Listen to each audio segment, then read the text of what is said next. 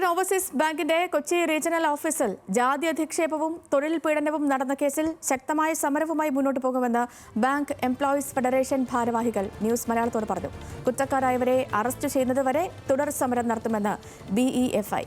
ബാങ്കിൽ കൂടുതൽ പേർ ശാരീരിക മാനസിക പീഡനങ്ങൾക്ക് വിധേയരായിട്ടുണ്ടെന്നും BEFI ഭാരവാഹികൾ ന്യൂസ് മലയാളത്തോട് പറഞ്ഞു. News Malayalam exclusive. ഈ പ്രശ്നം പരിഹരിക്കണമെങ്കിൽ ഇതുമായി ബന്ധപ്പെട്ട രണ്ട് ഉദ്യോഗസ്ഥന്മാർക്കെതിരെയും നടപടിയെടുക്കണം. അത് ബാങ്കും നടപടിയെടുക്കണം, പോലീസും നടപടിയെടുക്കണം.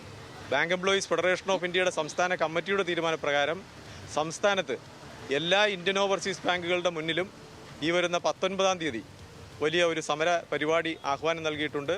തുടർന്നും മറ്റ് ശാഖകളുടെ മുന്നിലും തുടർ പ്രക്ഷോഭങ്ങളും സമരപരിപാടികളും ഈ സംഭവവുമായി ബന്ധപ്പെട്ട് നടത്തുന്നതിനാണ് തീരുമാനം. കൊച്ചിയിൽ നിന്ന് കൂടുതൽ വിവരങ്ങളുമായി സഹിൻ ആന്റണിയുണ്ട്. Sahin, good morning. ഈ വാർത്ത പുറത്തു വരുമ്പോൾ മനസ്സിലാകുന്ന ഒരു കാര്യം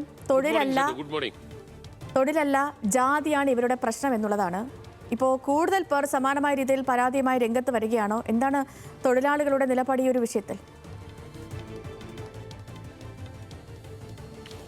സേതു അത് തന്നെയാണ്. സേതു സൂചിപ്പിച്ചതുപോലെ തൊഴിലല്ല ജാതിയായിരുന്നു അവിടെ പ്രശ്നമെന്നുള്ളതാണ്. കാരണം അസിസ്റ്റന്റ് മാനേജറായ ഒരു വ്യക്തിയെ കൊണ്ടായിരുന്നു ചായ മേടിപ്പിച്ചിരുന്നതും അദ്ദേഹത്തെ കൊണ്ട് മരുന്നുകൾ മേടിപ്പിച്ചിരുന്നതും എല്ലാം.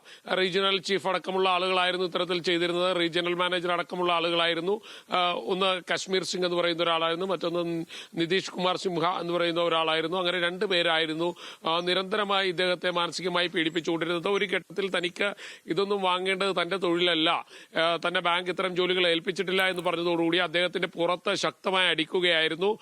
ഇതിനെതിരെ പരാതി കൊടുത്തതിനെ തുടർന്ന് പിന്നീട് അദ്ദേഹം പരാതി കഴിഞ്ഞ് പുറത്തു വന്നപ്പോൾ അദ്ദേഹത്തെ 6 മാസം സസ്പെൻഡ് ചെയ്തു. കൂടാതെ അദ്ദേഹത്തിന്റെ 11 വർഷത്തെ ഇൻക്രിമെന്റ് ആണ് ഇല്ലാതാക്കിയത്. മറ്റൊരു സംസ്ഥാനത്തേക്ക് ജോലി മാറ്റം കൊടുക്കുകയും ചെയ്തു. ഇതേ തുടർന്നായിരുന്നു അദ്ദേഹം ആദ്യം മുളവുകാട് പോലീസ് സ്റ്റേഷനിൽ പരാതി കൊടുക്കുകയും പിന്നീട് മുളവുകാട് പോലീസ് ഇത് കാര്യമായി എടുക്കാതെയോടുകൂടി എറണാകുളം സെൻട്രൽ പോലീസിൽ പരാതി കൊടുക്കുകയും എല്ലാം ചെയ്തത്. എന്തായാലും ഈ പരാതിയുടെ അടിസ്ഥാനത്തിൽ 2 പേർക്കെതിരെ ജാമ്യമില്ലാ വകുപ്പ് പ്രകാരം പോലീസ് കേസെടുത്തിട്ടുണ്ട്. ഈ 2 പേരെയും ഇന്ത്യൻ ഓവർസീസ് ബാങ്ക് രക്ഷപ്പെടുത്തി എന്നുള്ളതാണ് എടുത്തു പറയേണ്ടത്. ഈ 2 പേരെയും മറ്റൊരു ഇടത്തേക്ക് സ്ഥലം മാറ്റി കഴിഞ്ഞിരിക്കുന്നു. പുതുതായി വന്ന ആളുകളായിട്ട് ഈ പീഡനം മറ്റു തൊഴിലാളികളോട് തുടർന്നുകൊണ്ടിരിക്കുകയാണ്. ഈ പറയുന്ന ജാതി അധിക്ഷേപത്തിനും ഒപ്പം തന്നെ ശാരീരിക മാനസിക പീഡനത്തിനും തൊഴിൽ പീഡനത്തിനും എല്ലാം പരാതി കൊടുത്ത വ്യക്തിക്ക് ഇതുവരെയും തൊഴിലിലേക്ക് തിരിച്ചു കയറാൻ പറ്റിയിട്ടില്ലത് ഏറെ സങ്കടകരമായ ഒരു കാര്യം കൂടിയാണ്. വലിയ രീതിയിലുള്ള തൊഴിൽ പീഡനവും ശാരീരിക പീഡനവും എല്ലാം തന്നെയാണ് ഇന്ത്യൻ ഓവർസീസ് ബാങ്കിന്റെ കൊച്ചി റീജിയണൽ ഓഫീസിൽ നടന്നിട്ടുള്ളത്. എന്തായാലും ഇത് സംബന്ധിച്ച് പോലീസ് അന്വേഷണം ശക്തമായി തന്നെ മുന്നോട്ട് പോയിക്കൊണ്ടിരിക്കുകയാണ്. ഈ ഘട്ടത്തിലാണ് സേതു ഈ ആളുകളെ പിടികൂടാൻ കഴിയാത്തതിൽ പ്രതിഷേധിച്ചുകൊണ്ട് ബാങ്ക് എംപ്ലോയീസ് ഫെഡറേഷൻ അടക്കമുള്ള യൂണിയനുകൾ വലിയ സമരവുമായി മുന്നോട്ട് പോകാൻ തീരുമാനിച്ചിരിക്കുന്നത്. വർഗ ബഹുജന സംഘടനകളെല്ലാം വലിയ സമരവുമായി മുന്നോട്ട് പോകാൻ തന്നെയാണ് തീരുമാനിച്ചിരിക്കുന്നത്. ഇന്ന് രാവിലെ CITU ആണ് ഇന്ത്യൻ ഓവർസീസ് ബാങ്കിന്റെ കൊച്ചി റീജിയണൽ ഓഫീസിന് മുന്നിൽ സമരം ചെയ്യാൻ തീരുമാനിച്ചിരിക്കുന്നത്. വരും ദിവസങ്ങളിൽ കൂടുതൽ ആളുകൾ ഈ സമരവുമായി രംഗത്ത് വരുമെന്നാണ് മനസ്സിലാക്കാൻ കഴിയുന്നത്. സേതു, ശരി സഹിൻ, ജാതി അധിക്ഷേപവുമായി ബന്ധപ്പെട്ടുള്ള പരാതിയാണത്. അതും 11 വർഷമാണ് സർവീസുള്ള ഒരു മനുഷ്യൻ. ആ മനുഷ്യനാണ് വീണ്ടും ജാതി അധിക്ഷേപം നേരിട്ടു. അതിന് പിന്നാലെ പ്രതികാര നടപടികൾ നേരിട്ടു.